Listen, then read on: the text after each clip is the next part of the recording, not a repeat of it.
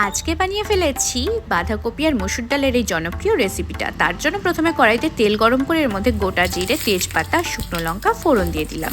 এরপর এর মধ্যে দিয়ে দিলাম কুচানো পেঁয়াজ আর একটুখানি রসুন। পেঁয়াজ রসুনটা ভালো করে ভাজা হয়ে আসলে এর মধ্যে দিয়ে দেবো আমি আগে থেকে কেটে রাখা ছোট করে আলুটা দিয়ে একটু ভেজে এর মধ্যে নুন, হলুদ, জিরের গুঁড়ো, ধনে গুঁড়ো আর লঙ্কার গুঁড়ো দিয়ে ভালো করে মশলাটাকে কষিয়ে নেবো।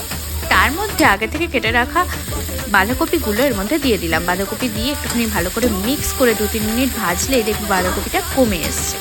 তারপর কিছুক্ষণ ঢাকা দিয়ে রান্না করব। বাঁধাকপি দিয়ে একটুখানি জল ছেড়ে আসলেই এর মধ্যে আমি দিয়ে দেবো আগে থেকে ধুয়ে রাখা মসুরির ডালটা দিয়ে ভালো করে এটাকে মিক্স করে নেব এবং তারপর এর মধ্যে দিয়ে দেবো টমেটো আর লঙ্কা। এবারে সবকিছু ভালো করে মিশিয়ে নিয়ে ঢাকা দিয়ে রান্না করব। বাঁধাকপিটা দিয়ে অনেকটা জল বেরিয়েছিল, তাই আলাদা করে আমাকে জল মিক্স করতে হয়নি।